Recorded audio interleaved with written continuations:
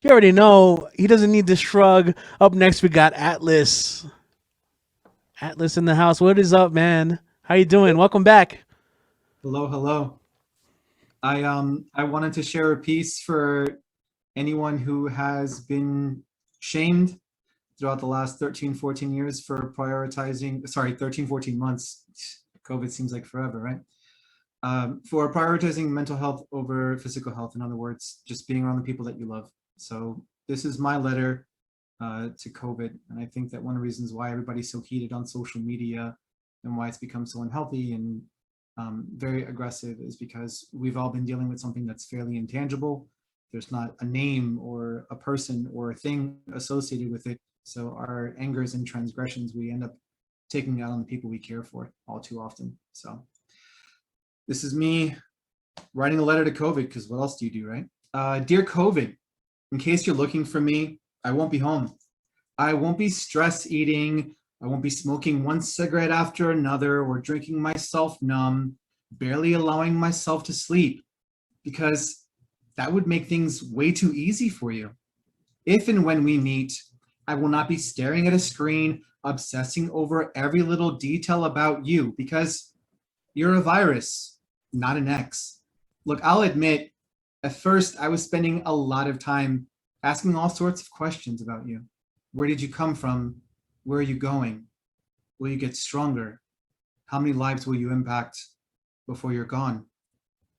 We fear what we don't understand, and I've had time to realize it was never you I was afraid of. As it turns out, I didn't need to learn more about you. I needed to learn more about myself. I've been so concerned with losing my life when not too long ago, I wasn't even sure what I wanted to do with my life. So I started asking myself the same questions I was asking about you. Where did I come from? Where am I going? Will I get stronger? How many lives will I impact before I'm gone? I should be mad at you, but I'm not. I'm really upset and disappointed in myself. I was asleep when you woke me, and I almost stayed asleep even after the alarm went off. But then these calls came in from people I've known my whole life, but whose voices I hadn't heard in months. I mean, people have been calling me who don't even call me on my birthday. The effect was contagious, almost as contagious as I hear you are. So I started calling people I hadn't spoken to in a while. And all this time away from work and others has shown me what I really look like. I was always so concerned with my appearance. Just the morning routine alone was exhausting and stressful. I would wear clothes that I hoped would make me look thinner than I am, shoes to make me look taller, jewelry to try and make me look wealthier, and then I would hop into a car I can barely afford to drive to a job that just barely provides the means to buy these costumes. It's so strange. They want me to wear a face mask, but as it turns out, I've been wearing a mask pretty much my whole life. And it's so much easier to breathe without all that added weight and the air, wow, it's never been so incredible. I want to breathe it all in. You know, I keep wondering when you'll stop, when the world will go back to how I remember it. But the more I think about it, the more I hope it never goes back to how it was.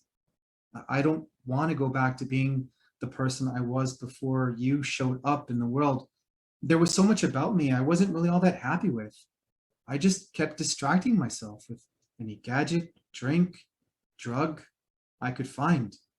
But you forced me to spend some quality time with the one person I've been avoiding as much as possible. You forced me to spend time with the one person I've been neglecting for far too long.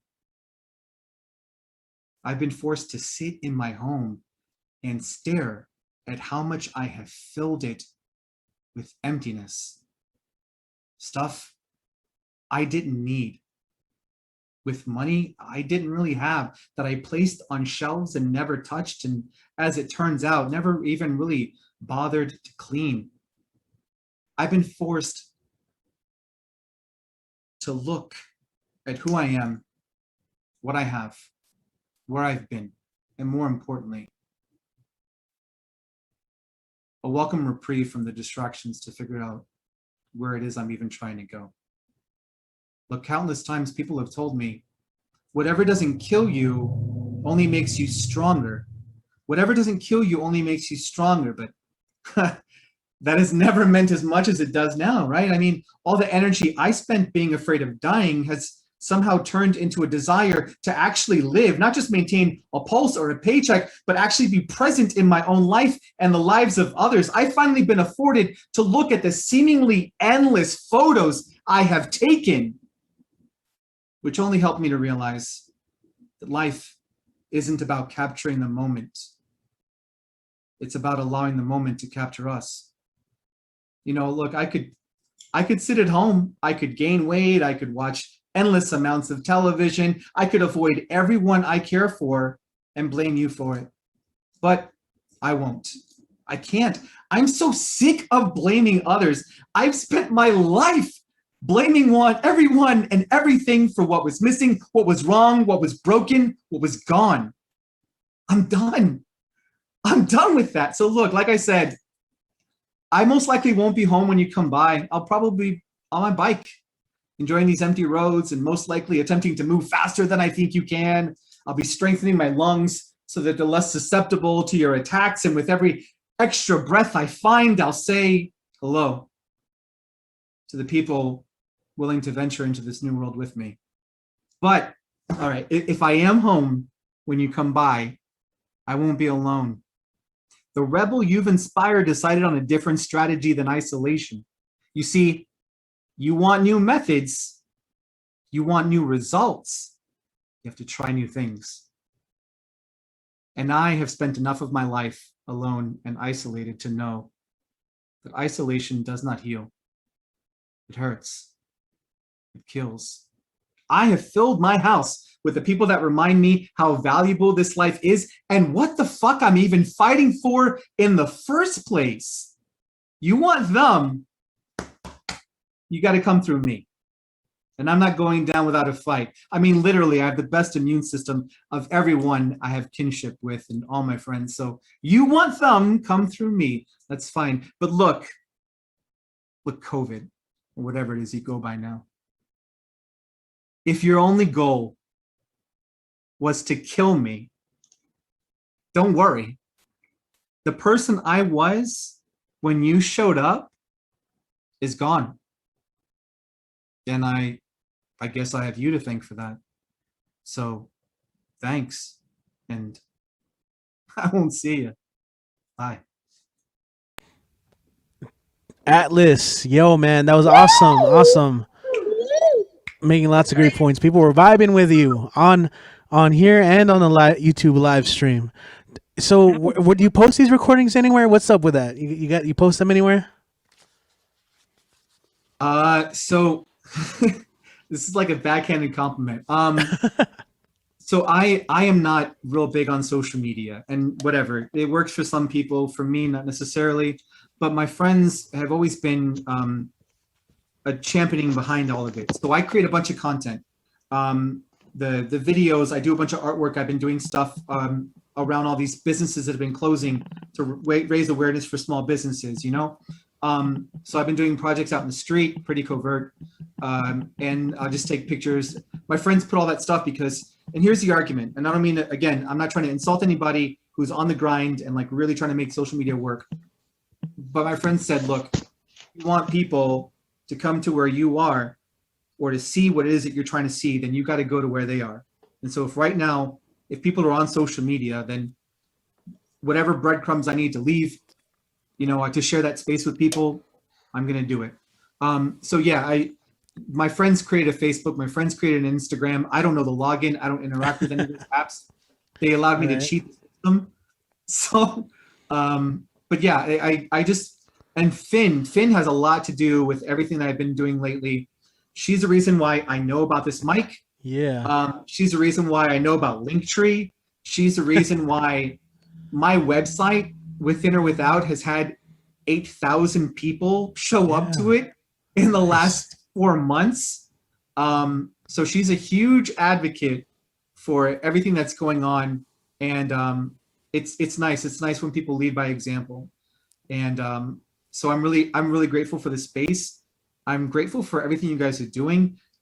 I mean, it's coming up to 12 o'clock my time, Oh, there's and no need whether to you mention got the somewhere you got to time. be at 7 a.m. or not, this is incredibly therapeutic, and I mean, this is what keeps my heart beating and keeps my lungs moving. Spaces like this and people like you. So thank you Right so on. much. Yeah. Atlas, you need to be featured. Oh, totally. I'm straight up. When's the 100% book honest. dropping? That's what I want There to you know. go. Yeah.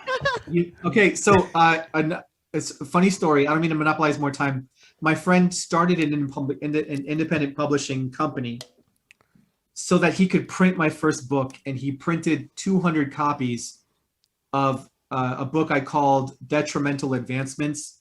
Detrimental Advancements. It's all about technology and how, under the guise of making things better, it's escalated suicide rate, it's escalated depression, it's made people even more isolated. It creates a false sense of inclusion. So you don't call people because you're like, but their posts look like they're happy, so why would I call them? So I wrote a whole book called Detrimental Advancements. My friend Cameron made a company so that he could print the book, and I've got copies. If you guys, all my contact information is there. My email address. You want my physical address? You can have that too. If you want a copy of the book, I'll send Yeah. it to you. I mean, I don't want any barrier of entry. So if you want any of this, like, it's all accessible. There's no point Yeah. in keeping it from anybody. Cool, man. Yeah, and you posted a link there. It is Linktree, Atlas Collective. Check that out, guys. Atlas Collective on Linktree. Thanks, man. Appreciate it for doing your thing.